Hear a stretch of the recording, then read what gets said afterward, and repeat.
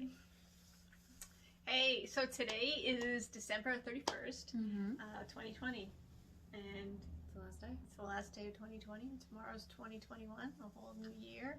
And so we've been thinking about intentions and the difference between setting intentions versus setting resolutions. Right. Yes. Hmm. So, do you want to start? Yeah. So resolutions, we've all done them. They're strict. Yep.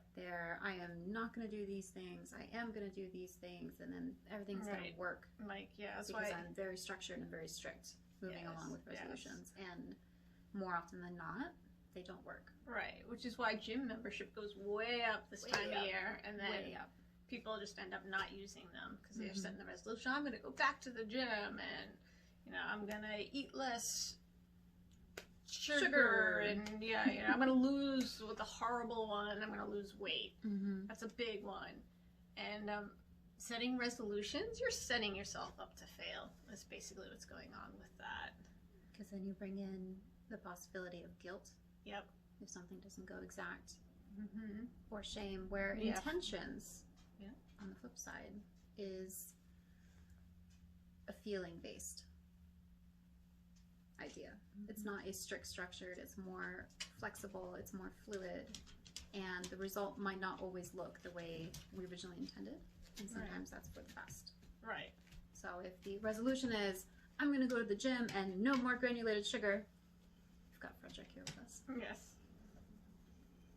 The intention could be instead of, I'm going to treat my body well. Right. I intend to treat my body well. Right. And gain better health. Right. And make choices that help my body versus hurt my body. Because then you're not putting on yourself in such a way that if you don't succeed, you're failing at specific things. Whereas intention is you're allowing the universe to sort of work with you. Right. And in those moments, say, like if you say, I'm not having any refined sugar, and then you have a craving for whatever reason, you're like, I really, for me, it is just recently, Trader Joe's, the candy cane JoJo's. So good. Like, I have to give that stuff, like, every year, like, and we went through how many boxes in 2 boxes. Yeah, in a very short amount of time. In a couple of weeks. Right. Yeah. And it was well worth it. Absolutely. But, so say if I had set the intention that I'm not going to have any refined sugar, and then I went out and had a candy cane JoJo's because I was craving it, I'm setting myself up for failure. Whereas if I'm like, if I have a lot of sugar, which is true, it seems to inflame my body. I get a lot more migraines. I don't feel my best. I'm going to make choices that are going to help with that, but I'm not going to look at those moments when I do indulge in something as failure, but rather for whatever my body is feeling like it needs this right now, or maybe it's just to soothe. Maybe I had a horribly emotional day and I'm like, I just need this. Right. There's nothing wrong with that. There's no guilt involved. No. So setting intentions is more, I look at it as more general, like a more generalized type of goal setting, whereas resolutions tend to be specific and rigid, and you're not leaving room for how the universe provides you those intentions. And it might look different, right, than you originally planned. Right. So go ahead with yours. You were going to talk about what you set for this year, right, and how it looked. Oh boy, this year. Well, we all had our different whatevers we wanted for this year. But I was looking again through I do a vision board every year for the things that I want to bring into my life and the feelings I want to set for my life. And there was a lot of things like travel, which obviously I had to release and relinquish and let go of this year. But I wanted a beautiful relationship. I set the intention of finding someone that was going to integrate into our family Maybe more than just surface stuff, I guess. It's the easiest way to put it. And when we met, we went on 2 dates before the world shut down. Right. So it didn't look like what we thought it would look like. So we just had a little pause there, and this is just because we're real. Raw and real. Raw and real. So our son, he homeschools, and so he had he's working on his math, and he's having difficulties with that. So we had to pause and take care of some issues. Someone might not have seen themselves as a co-parent by the end of the year, but here we are. There we go. We're gonna talk about that, right? So the world shut down. Yeah. 2 dates and the world shut down, and what happened after that is not anywhere what I had imagined dating would look like. Right. We put a pin in everything. We were both quarantining separately, so there was a distance, but we talked every day. We did talk every day, and we built a beautiful friendship. And then we integrated our quarantine bubbles because we were both heavily quarantined to the same level. Right. And that's super. We became friends while we were still. It was that deep knowing that there's more. And for me, it was that I needed to take that slow. Right. You know, and she. What mattered most was that I was in her life. Absolutely. Right. And here we are. Right. And then, once we were, hanging out, social distancing, it was very hard. It's very Jane Austen. You sweet voice, Yeah. And then I met Braden. Because we're in this completely. Absolutely. So, referred to as our son, which is, I feel it's an honor. Truly, it's an honor. But yeah, and I met him, and we just hit it off, and and what I wanted was real, authentic love, and I did want a family. Because my parents are getting older, and there was always the thought of, am I just going to be alone? Who am I going to have after that? And so that was without even realizing, I was setting the intention of what it was that would make me feel whole and complete. And I look and I'm like, I got that. That was the thing. And it wasn't from a place of like, oh, I want a family. I want that fullness, and I don't want to lose that. And the universe has provided in such a way that I won't. Absolutely. And for you, like you're talking about what were some of your intentions and right. And for me, I didn't necessarily want to date someone who already had children also, because I felt like that would have been hard. So before you and I even met, I had set the intention that I was going to find someone who was going to accept and love my son, and just put that out there. And while I took steps in that direction, it wasn't something I don't think it wasn't like in my bio, or it wasn't massive. It was just something that I wanted to feel. I wanted to feel like I was loved, and I wanted to feel like my son was loved. And he is. And our son is very loved. And that's one of the things that absolutely roped me in. But it didn't look the same. And if I had been rigid about, this is what dating looks like, this is what dating is supposed to be. This is exactly we're supposed to go out, we're supposed to travel, we're supposed to do these things in this exact way, and the world shut down, all done, nothing's ever going to happen. I don't know how that would have gone, but I was open to, we're still talking. I like spending time. Right. I just couldn't let go. Right. I know, it was, and for me it was, I again needed that feeling of, I guess I'd say security. Like there's this, she was the rock through the start of this pandemic. She was like every day, like we talked, and she was the constant. And for me, that's a big thing. That's something, that's an intention I've set for quite a while now in my life, is that I just want that stability of knowing, like, okay, I can rely on somebody, or I can, you know, that especially in an insecure time, that was really important. And then, like, you know, there you were. But I wanted a loving relationship. I wanted a family.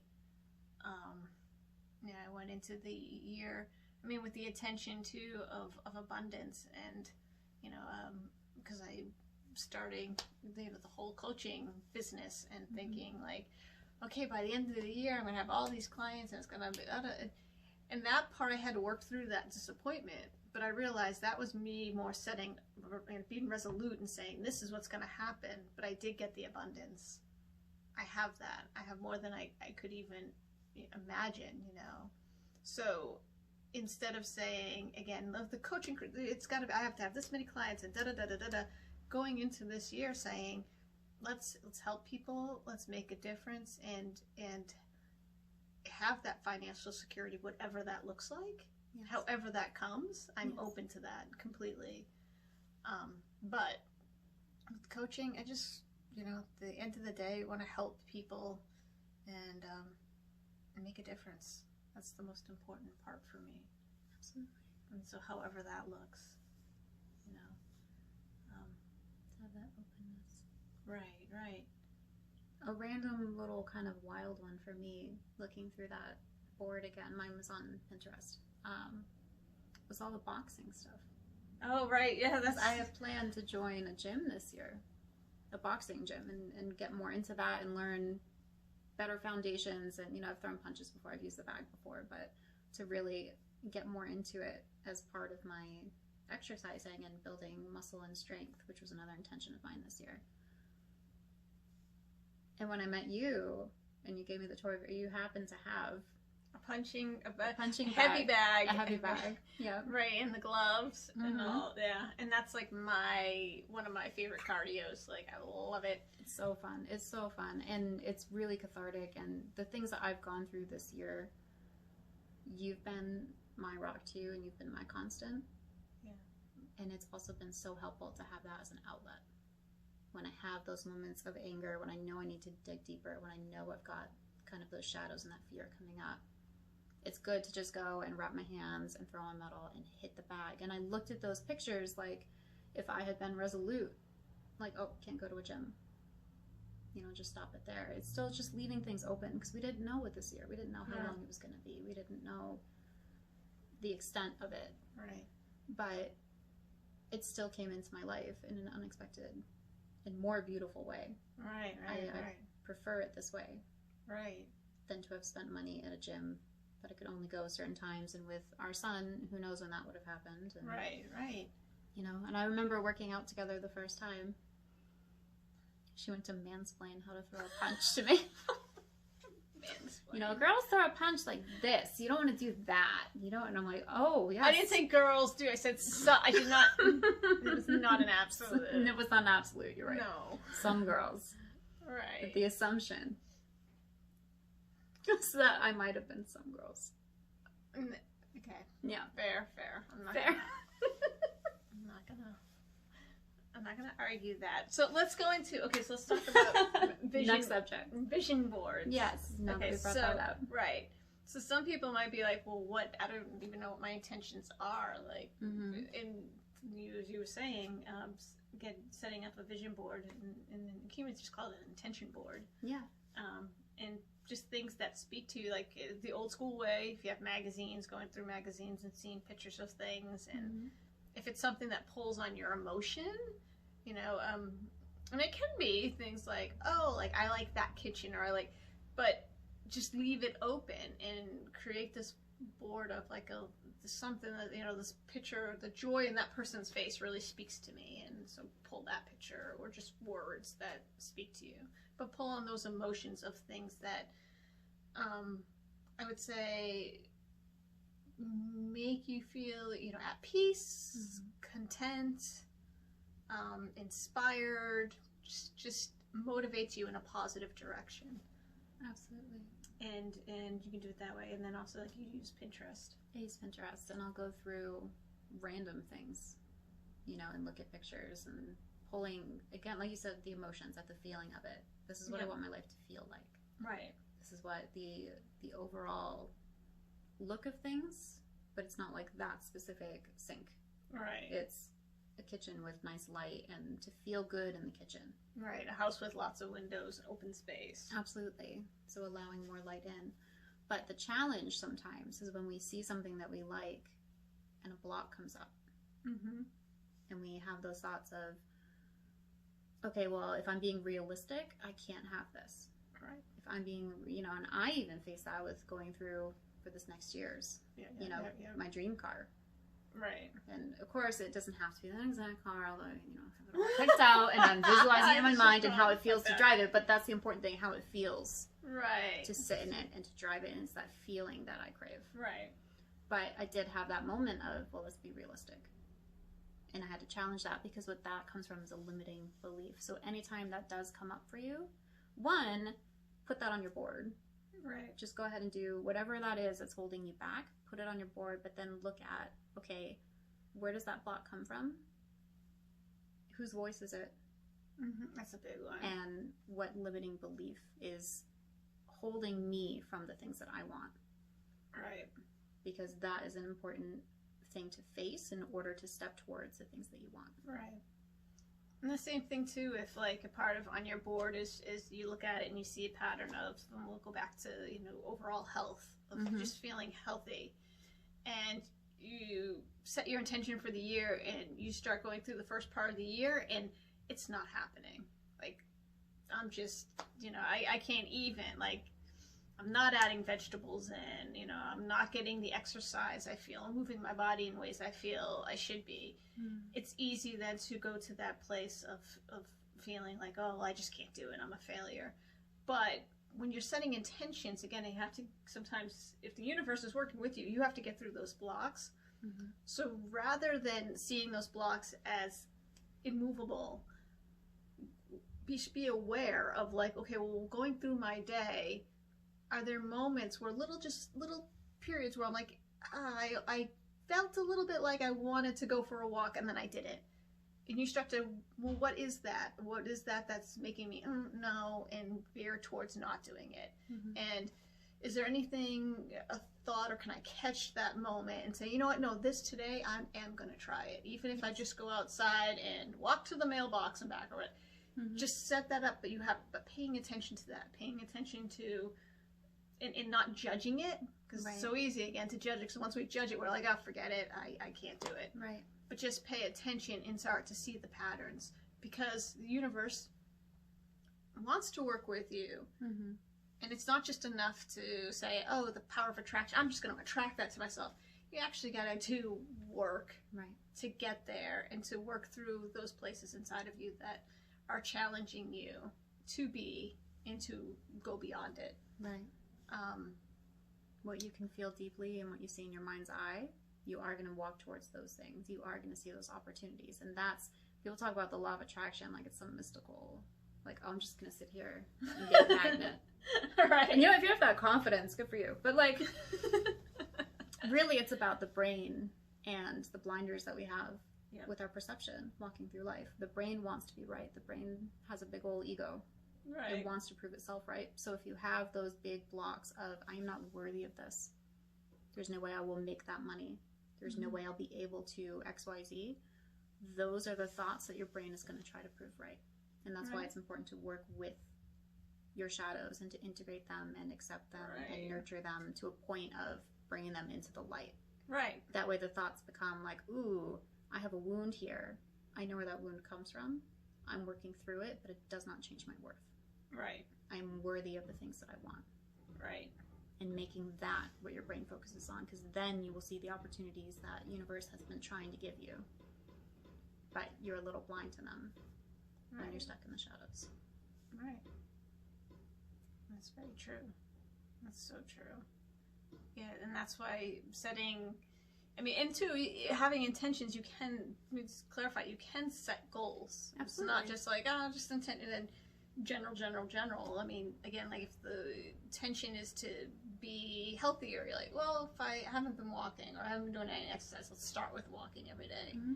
And you get out and you try to walk every day, and you end up walking 3 days, and then there's just these 2 days where there's a lot going on and you can't figure it out. This is where life coaching comes in, Yes. right? Because we help you with that. We help you talk you through that process of figuring out where those blocks are, where those limited beliefs are, or just where sometimes just the general chaos of life comes in, and how you can work around that.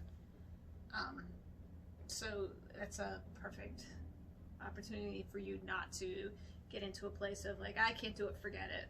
You can have somebody on your side who's working with you and sort of helping you walk the walk. Uh-huh. Dad jokes. See, she does that.